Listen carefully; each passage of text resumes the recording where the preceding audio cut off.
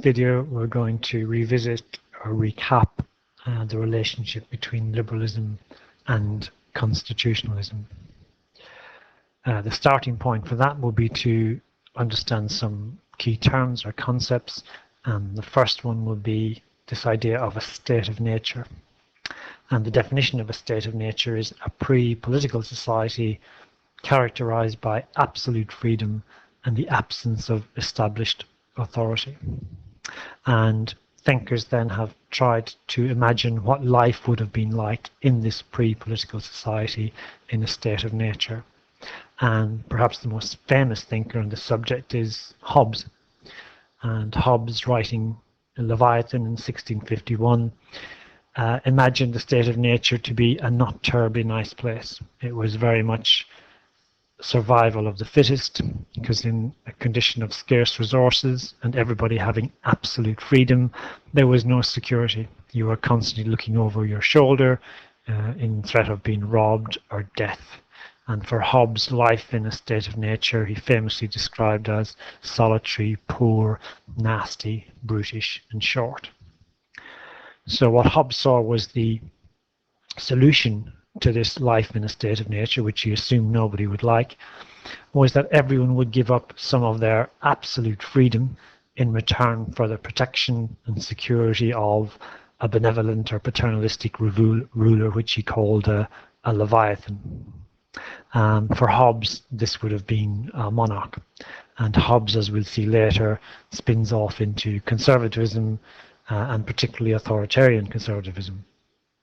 But liberals, following after Hobbes, like John Locke, also viewed the state as an artificial creation of individuals, created in order to protect their rights and interests, as in a state of nature these would be under threat. For liberals, the state, based on a social contract, only gains legitimacy from and is maintained by the consent of the governed. This creation of a state to protect our rights does, however, pose a dilemma for liberals. Nobody wants to be in a state of nature.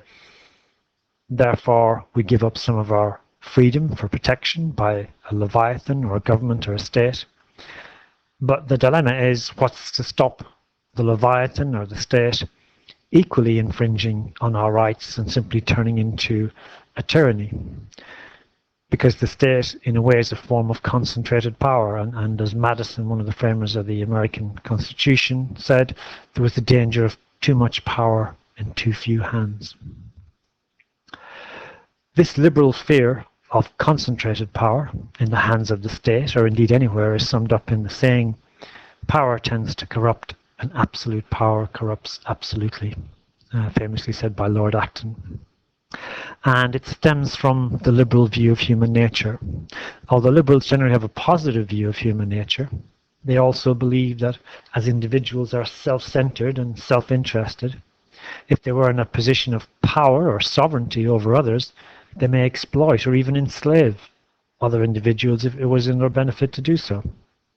With the state, which in effect has sovereign or absolute or concentrated power, the greater the power, the greater the potential for abuse.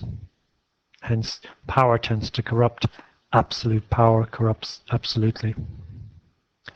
In a graphic, you can imagine if this was our society, composed of our individuals here, and these individuals have given up some of their freedom to the Leviathan or the state to protect them. What's to stop the state increasing its power and infringing on the rights and liberties of the individual? So this liberal dilemma regarding the need for protection by a state versus the fear of an overmighty state which might restrict individual freedom. Or put it another way, liberals are between a rock and a hard place, the fear of a state of nature and equally the fear of an overmighty government and which to choose. Well, liberals choose a government, but they would then seek to try and limit or fragment the power of the state or government to prevent abuse. And this process of limiting or fragmenting the power of government is known as constitutionalism. Constitutionalism, the definition, is the desire to protect liberty through the establishment of a range of external and internal checks on the power of government. The external checks could be in the form of a constitution, a Bill of Rights, and the establishment of the rule of law, and then internal checks could be, for example, separation of powers, as in the USA, bicameralism, such as in the UK, federalism, and an independent judiciary. And in the words of Montesquieu, these examples show that power can be a check on power. Another graphic would be if our circle in the center is the government or the state. How can you limit or fragment the power of government? Well, the first way is you fence it in with these external constraints, Constitution, Bill of Rights, and the rule of law. And then internally, within the government itself, you have a range of internal constraints, such as the separation of powers, federalism, cabinet government, independent judiciary, and so forth.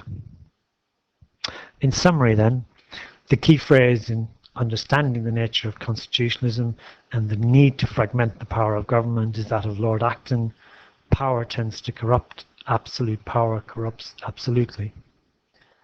Although liberals generally have a positive view of human nature, they also believe that as individuals are self-centered and self-interested, if they were in a position of power or sovereignty over others, they may exploit or even enslave other individuals if it's their benefit to do so.